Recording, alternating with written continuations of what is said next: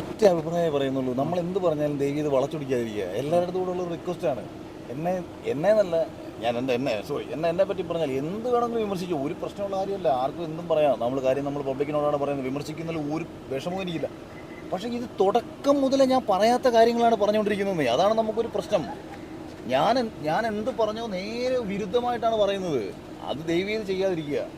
ഏതെങ്കിലും രീതിയിൽ സമൂഹത്തോടൊരു കമ്മിറ്റ്മെൻറ്റ് നിങ്ങൾ കാണിക്കുന്നുണ്ടെങ്കിൽ അങ്ങനെ ചെയ്യാതിരിക്കുക. ഉള്ള കാര്യം പറഞ്ഞ് ചോദിച്ചോ, ഉള്ള കാര്യം പറഞ്ഞ് വിമർശിച്ചോ, കുറ്റപ്പെടുത്തിക്കോ, ഒരു കുഴപ്പമില്ല.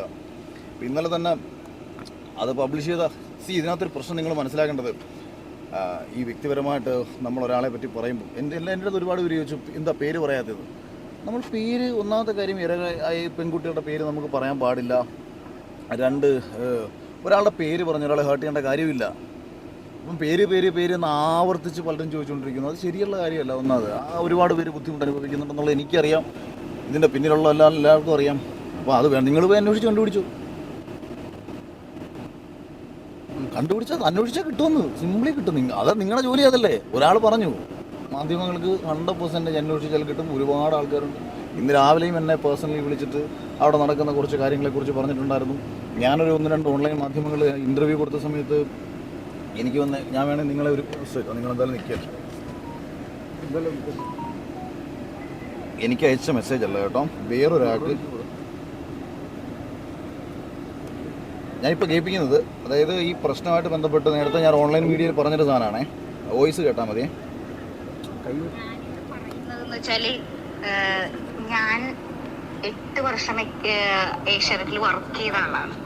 അതായത് ഇപ്പോഴൊന്നുമല്ല, കുറച്ച് വർഷങ്ങൾക്ക് മുന്നേ 8 വർഷം ഞാൻ ഏഷ്യാനെറ്റിൽ ഉണ്ടായിരുന്ന ഒരാളാണ്. അപ്പോൾ നിങ്ങൾക്കൊന്നും ചിലപ്പോൾ ബാഡ് എക്സ്പീരിയൻസ് ഉണ്ടാവില്ല, പക്ഷെ ഉള്ളവരുണ്ട്. കഴിഞ്ഞ ബിഗ് ബോസിലല്ല, അതിന് മുന്നത്തെ 2 സീസണിന് മുന്നേ ഉള്ള എൻ്റെ ഒരു ഫ്രണ്ട്, ആ ഫ്രണ്ടിൻ്റെ അടുത്തും ഇതുപോലെ പകുതി പേയ്മെന്റ് ഏഷ്യാനെറ്റ് വാങ്ങിയിരുന്നു. അയാള് ഏഷ്യാനെറ്റിൽ ഇപ്പോഴും സജീവമായതുകൊണ്ട് അയാൾ തുറന്ന് പറയുന്നില്ല. പക്ഷെ വാങ്ങിയെന്നുള്ളതും ഇവർ ചോദിച്ചതും ഒക്കെ നമുക്കറിയാം. ഓക്കെ, അപ്പോ ഞാനിത് ആളുകളെ അടച്ചാക്ഷേപിച്ച് പറയുന്നതല്ല, ആ പറയുന്നതിൽ സത്യമാണ്. ഞാൻ വിജയിച്ചത് എൻ്റെ കഴിവ് കൊണ്ടല്ല, എന്തൊക്കെയോ മറ്റു കാരണങ്ങൾ കൊണ്ടാണെന്നാണ് ഇവർക്ക് തോന്നിയെന്നുണ്ടെങ്കിൽ അവർ പറഞ്ഞു. അഖിൽമാരാരും ജയിക്കാനുള്ള കാരണം ഏഷ്യാനെറ്റിലെ ചിലവർക്ക് കാശ് കൊടുത്തിട്ടാണെന്നോ, ഇനി ഇവർ പറയുന്ന കണക്ക് ആരെങ്കിലും പെണ്ണുങ്ങളെ കൂട്ടി കൊടുത്തിട്ടാണെന്നോ നിങ്ങൾ പറഞ്ഞോന്നേ. പക്ഷേ ബിഗ് ബോസ് കണ്ടവർക്കറിയാം, എന്നെ തോൽപ്പിക്കാൻ നിന്നിരുന്ന എനിക്ക് ഹേറ്റേഴ്സ് അല്ലായിരുന്നോ. നിങ്ങൾ ഉൾപ്പെടെ എല്ലാവരും ഇന്നലകളിൽ എന്നെ അംഗീകരിച്ചവരോ സപ്പോർട്ട് ചെയ്തവരോ ആയിരുന്നോ? അല്ല. ഇപ്പോൾ റോബിനെ പുറത്താക്കിയതാണോ? അപ്പോൾ ബോധപൂർവമായിരുന്നു റോബിനെ, രജത് കുമാറിനെ, അതൊക്കെ അവർക്കൊക്കെ നീതിയായിരുന്നു. ഇതൊക്കെ പൊതുജന മധ്യത്തിൽ ഉയർന്ന ചർച്ചകളാണ്. ഇപ്പോൾ കഴിഞ്ഞ സീസണിൽ ഒരുപക്ഷെ എന്നെ 70ാമത്തെ ദിവസം പുറത്താക്കിയിരുന്നെങ്കിൽ ഇതേ ചർച്ച വന്നേനെ. നമ്മൾ വിജയിച്ചത് അർഹത കൊണ്ടാണ്. അവിടെ ഞാൻ പറഞ്ഞത് അർഹത കൊണ്ട് വിജയിക്കുന്നവരും അല്ലാതെ വിജയിക്കുന്നവരും സംശയം ഉണ്ടാവും.